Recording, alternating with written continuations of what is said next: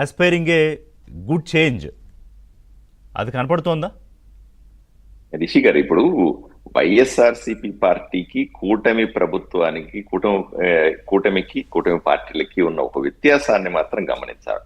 Yeah. YSRC Jaganmohan Reddy గారి ఆలోచన ఏదనండి, మేము 5 సంవత్సరాలు 2019 నుంచి 24 దాకా అరాచకం చేశాం, ఎన్నికలు జరపనివ్వలేదు, ఎక్కడ వీలైతే అక్కడ దోచుకున్నాము, ప్రజల్ని అసలు భయభ్రాంతుల్ని చేశాము.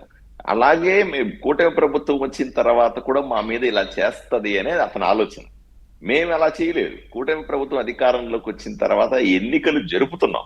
ఎన్నికలు నామినేషన్లు వేయకుండా జనాల్ని దౌర్జన్యం చేయలేం. మేము ఇప్పుడు ఎన్నికలు జరుపుతా ఉన్నాం. లేకపోతే ప్రలోభాలకు బెదిరింపులకు గురించి ఏకగ్రీవాలు చేసుకోవట్లేదు. మేము ఎన్నికలు జరుపుతా ఉన్నాం. పోలీసుల్ని పావుగా వాడుకోలే, పోలీసులకు పూర్తి స్వేచ్ఛనిచ్చి ఎలక్షన్లు జరపండి అని చెప్తా ఉన్నాం. రెండోది ఏంటి, గెలిచిన తర్వాత అభివృద్ధి చేసే పనిలో ఉన్నాం మేము. ప్రతి గ్రామం ఇప్పుడు ఈ రోజు కూడా నా నియోజకవర్గంలో కూడా నేను సంక్షేమ పథకాలు అందించే సమయంలో ఏ రోజు కూడా వాళ్ళు వైఎస్ఆర్సీపీ పార్టీ వాళ్ళ మా కూటమి పార్టీ వాళ్ళ అని ఏ రోజు చూడలేదు. ఈ 1 సంవత్సరంలో గత 5 సంవత్సరాల్లో ఏం జరిగింది, పెన్షన్ ఇవ్వాలన్నా, లేకపోతే ఇల్లు ఇవ్వాలన్నా, లేకపోతే ఇంకోటి ఇవ్వాలన్నా సరే కేవలం వైఎస్ఆర్సీపీ పార్టీ కండువా వేసుకుంటేనే నీకు ఇవన్నీ వస్తాయి, లేకపోతే నీకు వచ్చే అవకాశం లేదని ప్రజలందరినీ ఇబ్బందులకు గురి చేస్తున్నారు. ఎవరు కూడా వేరే పార్టీలో ఉన్న వాళ్ళను నిజంగా వాళ్ళకు కూడా అర్హత ఉన్నప్పటికీ కూడా కూటమి ప్రభుత్వం తెలుగుదేశం కానీ జనసేన కానీ బీజేపీ పార్టీలో అర్హత ఉంటే కూడా సంక్షేమ పథకాలు రాలా. మేము అలా చేయట్లేదు. ఈ రోజు మాకు పార్టీలతో సంబంధం లేకుండా సంక్షేమ పథకాలు ఇస్తున్నాం. ఏ పార్టీ కార్యకర్త అయినా సరే బాగా చూసుకుంటా ఉన్నాం. పార్టీలకు సంబంధం లేకుండా ఆ ఊర్లో మా సర్పంచ్ ఈ రోజు ఆదోనిలో కూడా, నా నియోజకవర్గం ఆదోనిలో కూడా రాష్ట్రంలో చాలా ప్రాంతాల్లో సర్పంచులుగా ఎవరున్నారు, వైఎస్ఆర్సీపీకి సంబంధించి సర్పంచ్లే ఉన్నారు. గత 5 సంవత్సరాల్లో ఎన్నిక కాబడినవాడు. అయినప్పటికీ కూడా కేంద్ర ప్రభుత్వం వాళ్ళ అకౌంట్ లోకి నేరుగా డబ్బులు వేస్తా ఉన్నాం. వాళ్ళకి సంబంధించిన గ్రామాలను అభివృద్ధి చేసుకోవడానికి వాళ్ళ చేతికి డబ్బులు ఇచ్చి గ్రామాల్లో ఖర్చు పెట్టిస్తా ఉన్నాం. ఇటువంటి సంస్కృతి ఎక్కడ ఉంది?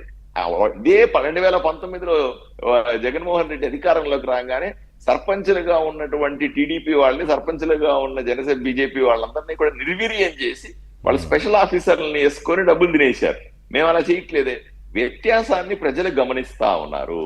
అప్పుడు చేసిన దుర్మార్గాలని మేము మళ్ళీ ఎంకరేజ్ చేయట్లేదు. అప్పుడు చేసిన దుర్మార్గాలు వేరే, ఇప్పుడు ప్రజాస్వామ్యబద్ధంగా చేస్తున్నటువంటి పనులు వేరే అన్న విషయాన్ని ప్రజలకు అర్థమయ్యేలాగా చెప్పాల్సిన అవసరం కూడా ఉంది.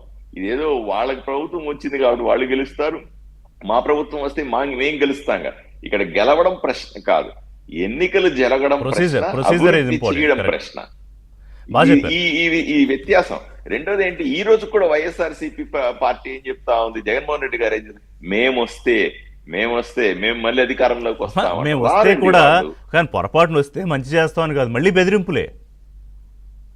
ఏదో మేము వస్తే బెదిరించి, మేము వస్తే ఇట్లుంటది, మేము వస్తే అట్లా ఉంటది, మేము వస్తే రాక్షసంగా ఉంటది. కుంటోడు ఎవరు చెప్తుంటాడు, మా దగ్గర సామెత చెప్తుంటాడు, నేను లేస్తే మంచివాడిని కాదు, లేస్తే మంచివాడిని కాదు. వాళ్ళు లేస్తే కదా కుంటాడు, లేడు, నడవలేడు. కాబట్టి సో అంటే ఎక్కడ మేము మార్పుకు సిద్ధంగా ఉన్నాము, ఇందాక రాజేష్ గారు చెప్పినట్టు అడ్మిట్ అవుతాం అనేది లేదు. అది అసలు లోపలే లేకపోతే బయటికి ఎలా వస్తుంది మాటల్లో చూద్దాం. ఎనీవే, ఇవాళ రీపోలింగ్ ఉంది, రేపు రిజల్ట్ ఉంది కదా. Thank you very much Parthasarathy గారు, రాజేష్ గారు. ఇది వాళ్ళ బ్రేక్ఫాస్ట్. అప్డేట్స్ కోసం కీప్ వాచింగ్.